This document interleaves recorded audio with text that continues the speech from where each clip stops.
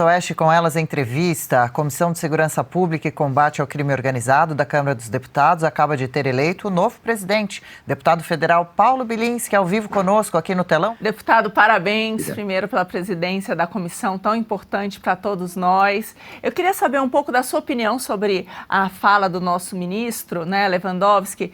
E aí, já engatando, o grande problema do brasileiro, sabemos que é que a polícia prende, a justiça solta. Então, se tem algum projeto aí importante dentro do Congresso e se você, dentro dessa comissão, se a gente pode ficar feliz, talvez, em ter aí algumas coisas boas para esse ano. Olha, essa fala do ministro, ela se apoiou justamente nesse conhecimento que a população tem de que a polícia prende e a justiça solta. Ele segue na sequência. Isso não é verdade. A verdade é que a polícia prende mal e a justiça tem que fazer o trabalho dela. Ou seja, o ministro ignora a realidade. Se você abrir o Google agora e digitar lá, STF solta traficante. Eu fiz essa pesquisa rápida aqui, há segundos, ele vai trazer inúmeros casos absurdos, desde o mais absurdo de todos, do André do Rap, um criminoso muito perigoso, líder de facção criminosa, que está solto há 3 anos, depois que ele fugiu após um habeas corpus do Supremo Tribunal Federal. A gente tem inúmeros casos de quantidades gigantescas de drogas, toneladas de drogas, e os criminosos soltos habeas corpus do STJ ou do STF. Então, essa afirmação do ministro, ela não é só mentirosa, ela é irresponsável. Ela mostra algo muito perigoso, que é a visão do gestor da segurança pública do governo federal sobre o trabalho da polícia. Se ele diz que a polícia prende mal, então ele está dizendo que a polícia não sabe trabalhar? E aí, olha como ele coloca todas as polícias do Brasil no mesmo lugar. Ele fala da Polícia Federal, da Polícia Rodoviária Federal, da Polícia Militar, da Polícia Civil, da Polícia Penal, das Guardas Civis Metropolitanas. Ele coloca todo mundo nesse mesmo balaio e diz que nós não sabemos trabalhar. Ministro, obviamente o senhor não sabe trabalhar. O senhor não sabe trabalhar porque não conhece ao menos o funcionamento do trabalho policial. A polícia contrata muito bem, a polícia se sacrifica, o policial sai todos os dias de casa remunerado com um salário injusto para se sacrificar pelo bem de terceiros, pessoas que ele desconhece, no risco de não voltar para casa. Essa fala do ministro é deplorável e ela já foi amplamente negada, e desconstruída por todos os policiais do Brasil. Então é muito vergonhoso, mas é um indício muito importante. Esse é um dos elementos da investigação. Eu sou delegado de polícia, Como que a gente trabalha? A gente trabalha procurando os sinais, procurando os indícios da prática de um crime. O que o ministro está fazendo é deixando um sinal, o sinal da visão que ele e que o governo Lula compartilham sobre o funcionamento da segurança pública. Então, se depender do Lula, se depender do Lewandowski, vocês vão ver mais bandido na rua, mais polícia desvalorizada, mais insegurança até o final desse mandato. Se Deus quiser, logo mais em 2026, a gente se despede desse lixo, desse governo, e começa a trabalhar uma política mais positiva. Em relação ao nosso trabalho prioritário, eu digo que o ponto mais importante agora é fazer essa conexão que existe entre a presidência da Comissão de Segurança Pública na Câmara dos Deputados, que é minha, a presidência na Comissão de Segurança Pública do Senado, que é do senador Flávio Bolsonaro, em conjunto com as presidências da Casa. Eu já digo para vocês, presidente Hugo Motta sensível à segurança pública, a favor da segurança pública. Então a gente vai trabalhar em conjunto, as duas câmaras, com a presidência e principalmente com os governadores, secretários de segurança pública, com os prefeitos e as guardas municipais, porque esses são os verdadeiros problemas da segurança. Eu conheço os problemas de segurança da minha região, do meu estado, eu não conheço os problemas dos estados do Nordeste, do Sul. Então, a missão vai ser dos membros da comissão de procurarem seus secretários, seus governadores, para trazer essas demandas para a Câmara, para a gente conseguir trabalhar elas na maior velocidade possível e acelerar essa aprovação, porque eu tenho fé que juntos nós vamos conseguir trabalhar por uma segurança pública melhor, construir aquilo que é necessário para que o povo possa estudar, o povo possa trabalhar e possa dormir em paz, sabendo que a vida e o patrimônio deles está seguro. Então eu tenho grandes perspectivas, ótimas perspectivas para esse ano. Já tomara mesmo, estamos nessa torcida, viu? Estamos juntos. Paula Camacho. Olá, deputado, bom dia. Deputado, a popularidade do presidente Lula está caindo a cada pesquisa, né? E um dos problemas que essas pesquisas demonstram é o problema da segurança pública, que é um calo no sapato do Lula, né? Para tentar resolver o problema, ele está apresentando uma PEC de segurança pública, que está muito confusa ainda. Eu tentei entender, pegar algumas partes para entender e eu não consegui entender nada. Eu queria que você explicasse um pouco quais as mudanças que vão ocorrer e se você está de acordo. Paula, essa PEC, ela é o legado do ministro Lewandowski, a contribuição do ministro Lewandowski para a segurança pública. Essa PEC já foi apresentada no ano passado. Não tem nada de relevante. A PEC ela foi tão criticada que ela foi colocada na geladeira. Ninguém mais falava dessa PEC, ninguém fez absolutamente nada. O governo apresentou o texto, o Congresso pegou o texto, jogou na geladeira e falou assim, ó, fica aí, que isso daqui não tem nada de relevante para o Brasil. Aí, eles tiveram uma brilhante ideia, né? O Supremo Tribunal Federal, recentemente, tomou uma decisão boa. Olha só, hein? O Brasil fica até em choque.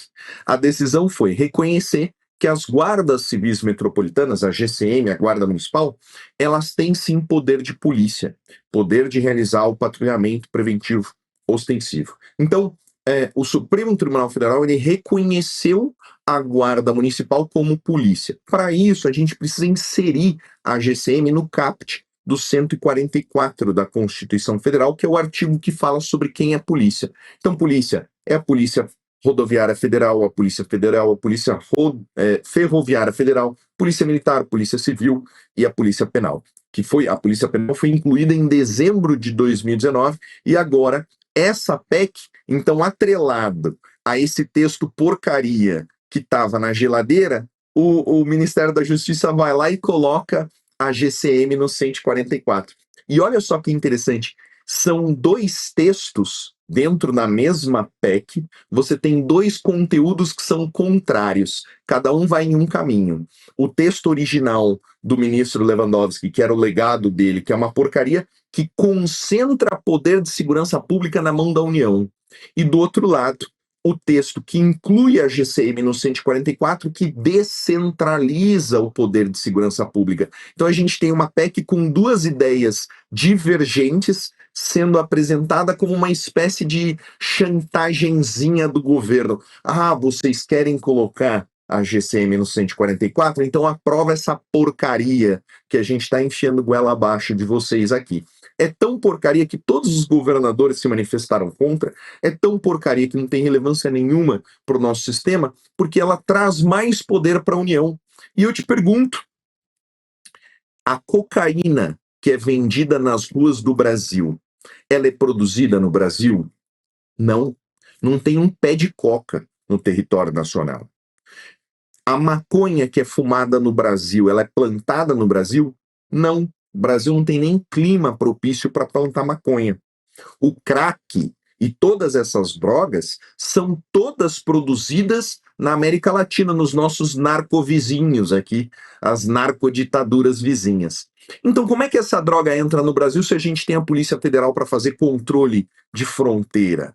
Como é que essa droga entra no Brasil se a gente tem a Polícia Federal para investigar o tráfico internacional de drogas, né? Então, o governo federal é tão incompetente na execução de política de segurança pública que ele não dá conta daquilo que está na Constituição que ele tem que fazer.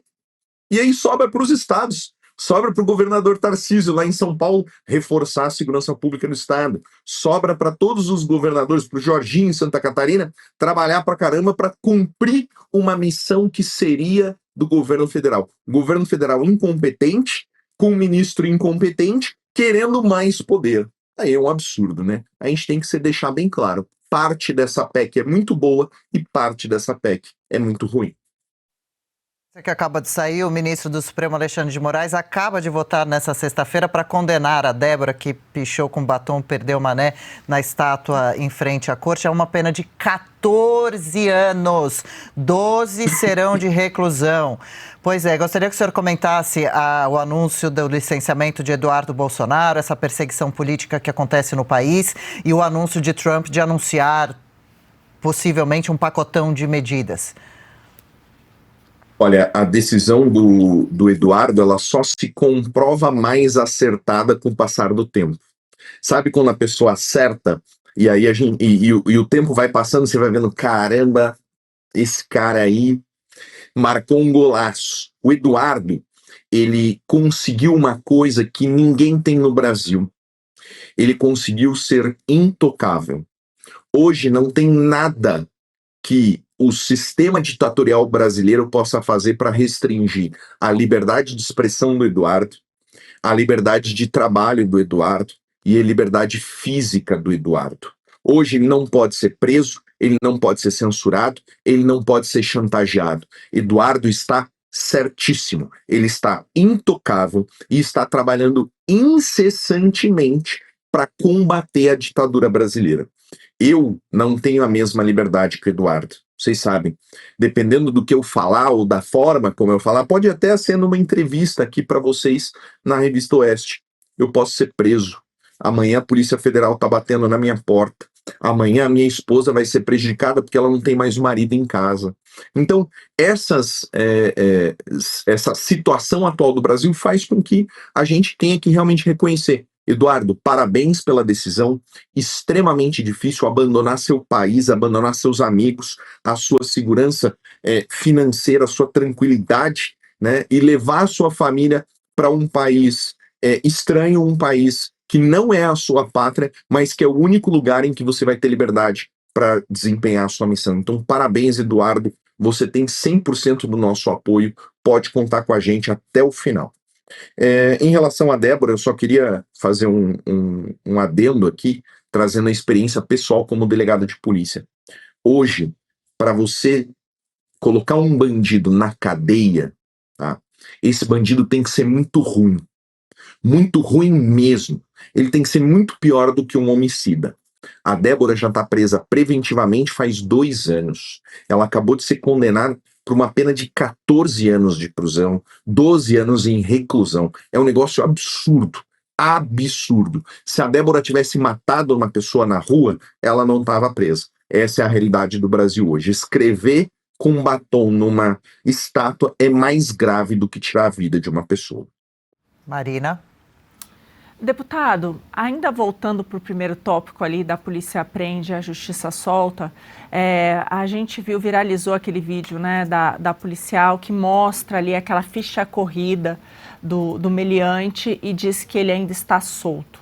Então, a gente sabe em outros países a questão de que quando o criminoso comete um crime de maneira recorrente, ele pode ter a sua pena agravada. Aqui no Brasil é uma maluquice, porque às vezes é o contrário. Então, eu queria perguntar para você o seguinte, por exemplo, tem uma dessas leis que eu particularmente gosto bastante, é daquela que se você cometeu 3 infrações, aí, meu amigo, é pena perpétua. Alguma chance de algo parecido aqui no nosso país?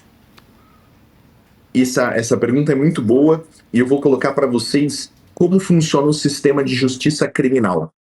O sistema de justiça criminal ele tem 3 atores, 3 fases. A gente só olha para o primeiro. Quando a gente fala de segurança pública, a gente só olha para a polícia, que é uma das fases. É a polícia, é o judiciário e a execução da pena, né? Então a gente tem uma polícia que prende o bandido. A gente tem um judiciário que não aplica a pena e a gente tem uma execução da pena que é ridícula. É ridícula. Ontem ou hoje de manhã, o Supremo Tribunal Federal perdoou um traficante de drogas. Diz assim, olha, realmente a pena é muito baixa, não vale nem a pena ele cumprir prisão. Traficante de drogas. Eles fazem malabarismos extremos para impedir a aplicação da pena. Isso é uma teoria que domina o Brasil, a teoria da pena mínima domina o Brasil há décadas. É uma teoria baseada na vagabundagem. É mais fácil para o juiz condenar um criminoso a uma pena bem baixinha do que uma pena alta, porque daí ele tem que trabalhar, justificar, isso aí é cansativo, né? É mais fácil aplicar a pena mínima que vai no automático. Então, a individualização da pena é um problema no Brasil. O judiciário não aplica corretamente o Código Penal e existem livros publicados sobre isso. Depois, na execução, a lei de execuções penais é a maior piada que a gente tem hoje. É o que impede de acontecer a aplicação correta. Por quê? O cara é condenado. Ah, mas a pena é muito baixa, então ele cumpre no regime aberto, no semiaberto. Ele tem liberdade condicional, ele tem a NPP. Então, enquanto a gente tem um criminoso praticando condutas graves, que o justo seria que ele fosse retirado da sociedade, você tem dezenas de institutos dentro do direito penal para facilitar a liberdade dele. Essa é a realidade. Enquanto tem uma parte do sistema de justiça criminal, que é a polícia, se esforçando para tirar o criminoso de circulação, você tem todo um aparato do Estado se esforçando para colocar ele em liberdade. Uma das demandas do governador Tarcísio para a Comissão de Segurança Pública é justamente a diminuição, né, ou intervir na progressão de regime e no cumprimento de pena do criminoso reincidente. A gente já vai votar na semana que vem um projeto que trata sobre isso. Eu acredito que é por isso que é importante falar com os governadores, com os secretários de segurança pública, para entender qual que é a realidade que aquele estado está enfrentando. Eu, como delegado de polícia, logo no começo da minha carreira, prendi um bandido no Vale do Ribeira que tinha 27 mandados de prisão em aberto para ele. Ou seja, em 27 ocasiões diferentes, um juiz já tinha dito, tem que prender esse cara. E o cara continuava solto, continuava praticando crimes. Então, esse é um dos nossos objetivos. Diminuir a reincidência, diminuir a progressão de regime e garantir que praticar crime seja algo que o bandido vê como ruim. Hoje vale a pena. No Brasil, vale a pena ser traficante, ser ladrão e ser político bandido também, porque esses daí nunca vão para a cadeia. Verdade, revoltante. Paula?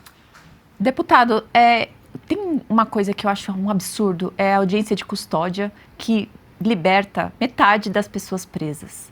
Isso é mais um legado do ministro Lewandowski que ele vai deixar aí para a população. Qual a chance disso acabar? Porque é uma coisa que a população quer. Inclusive, não só isso, e queria que você comentasse também sobre as saidinhas, né? Que é uma coisa que o povo quer muito. Então, você acha que o Congresso pode aprovar, acabar com esse tipo de coisa? É possível. A audiência de custódia ela foi inserida dentro do nosso sistema por uma falsa, incorreta e injusta interpretação do Pacto de São José da Costa Rica. O Pacto de São José da Costa Rica, que trata sobre direitos humanos, ele fala que o preso tem que ser apresentado a uma autoridade para verificar a legalidade da prisão dele.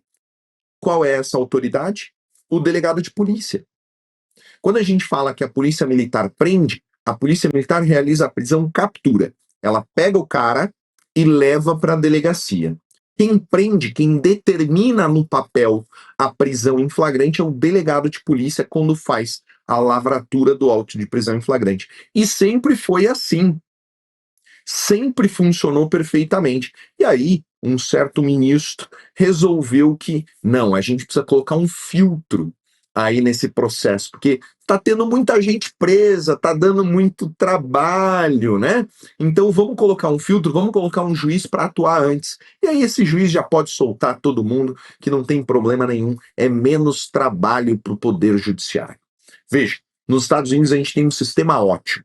A polícia pega o cara, leva para a delegacia e o primeiro juiz que esse cara vê, já condena ele. Olha a quantidade de crimes que o cara pode ser julgado e condenado quase que automaticamente. Tráfico de drogas. Você comprovou que o cara estava com droga, você tem as testemunhas da prisão. O que você precisa de um processo longo de meses, se você já pode, naquele momento, colocar ele com o advogado para realizar a defesa, fazer as alegações e, ali, verbalmente, de forma direta, já condená-lo? Embriaguez ao volante. O cara bate o carro com a cabeça cheia de cachaça. Já fez o teste de alcoolemia, já tem o depoimento dos policiais que realizaram a prisão. Por que esse cara precisa passar por um longo processo se na hora ele já pode ser processado e condenado? Então tem muita coisa que a gente tem que mexer no sistema de justiça criminal, não na polícia, que faz um excelente trabalho, mas nessas duas fases aqui, que ninguém nunca menciona. A fase da aplicação da pena e a fase da execução da pena. São as duas fases que a gente consegue mexer para realmente entregar resultado para a sociedade. Deputado federal Paulo Bilinski, obrigada pela participação, por tantos esclarecimentos. Conte com a nossa torcida, volte outras vezes falar sobre as novas providências como presidente agora dessa comissão tão importante. Boa sorte e obrigado de novo. Eu que agradeço o convite, estou sempre à disposição, quando vocês me chamarem, estarei aqui.